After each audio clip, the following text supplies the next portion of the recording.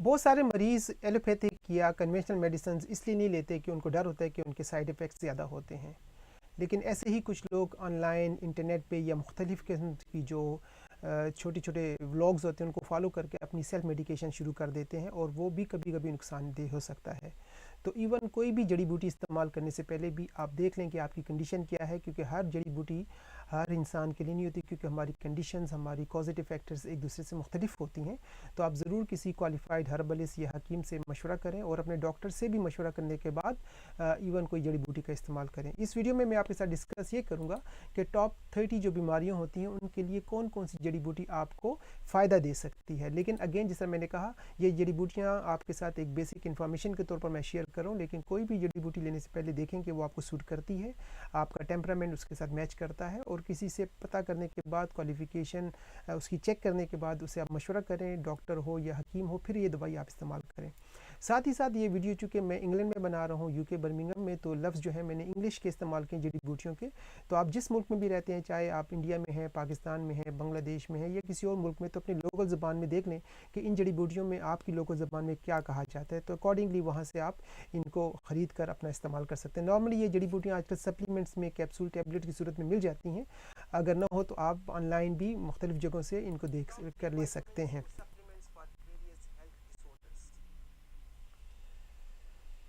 Right, तो सबसे पहले हम बात करेंगे जिन लोगों को हेडेक का मसला होता है उनके लिए जो जड़ी बूटियाँ हेल्प कर सकती हैं, उनमें 3 होती हैं: जिनको बाइलोबा, वाइट विलो बार्क और वेलेरियन। अगर आपकी एनर्जी बहुत ज़्यादा कम रहती है, थकावट हमेशा आपको रहती है, तो आप अल्फाल्फा, जिनसेंग और डेंडिलाइन हर्ब को इस्तेमाल करें। आयरन डेफिशिएंसी की सूरत में, खून की कमी की सूरत में, डोंक्वाई, एकिनेशिया, येलो डॉग बहुत ज़्यादा अच्छा रिजल्ट देती हैं।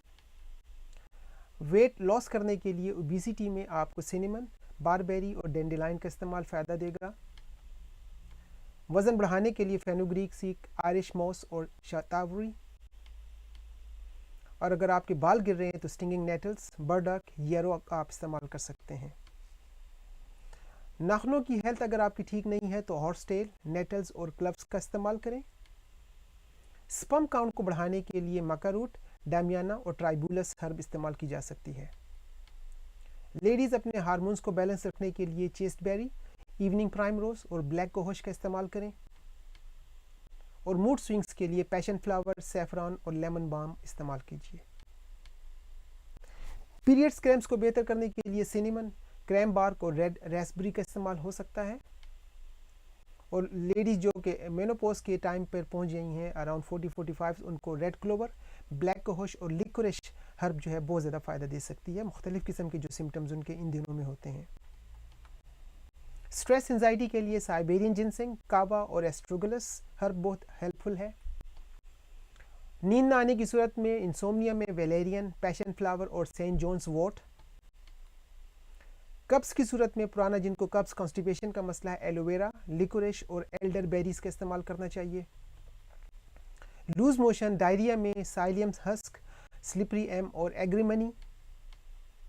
और जिन लोगों को हार्ट बर्न या एसिड रिफ्लक्स का मसला होता है, अपनी दवाइयों के साथ साथ वो स्लिपरी एम, मार्शमेलो रूट और मैरीगोल्ड का इस्तेमाल कर सकते हैं। इसके अलावा अगर आपको अक्सर नोजिया, वोमिटिंग यानी कै और वो उल्टी का मसला होता है, तो आप पेपरमिंट का कावा पिएं, वाइल्ड यम का इस्तेमाल करें, और जेंशन रूट एक मिलती है उसका इस्तेमाल करें।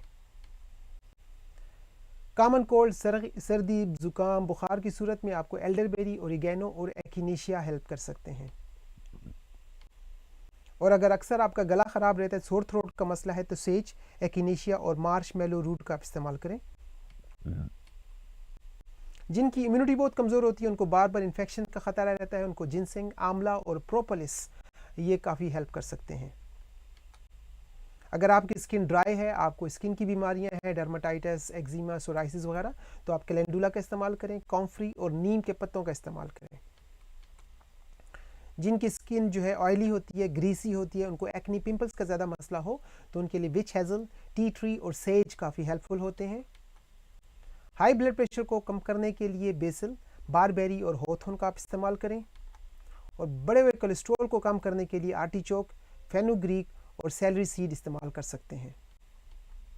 अगर आपके जिस्म में बहुत ज़्यादा इन्फ्लेमेशन है, सूजन है, स्वेलिंग है, तो कॉम्फ्री, मार्शमेलो और कैट्स क्लो का इस्तेमाल हो सकता है। और अगर आपके अंदर पानी की कमी हो गई या डिहाइड्रेशन का मसला है तो हिबिस्कस, साइलेंट्रो और लेमन बाम आप इस्तेमाल करें। मसल्स में अगर आपके बहुत ज़्यादा क्रैम्प्स पड़ते हैं तो आप सिनेमन, डेविल्स क्लो और अश्वगंधा इस्तेमाल कीजिए। और अगर आपकी हड्डियां और जोड़ कमज़ोर हैं, आपको आर्थराइटिस की बीमारी है, तो बॉस्वेलिया, डेविल्स क्लो और विलो बार्क का आप इस्तेमाल कर सकते हैं।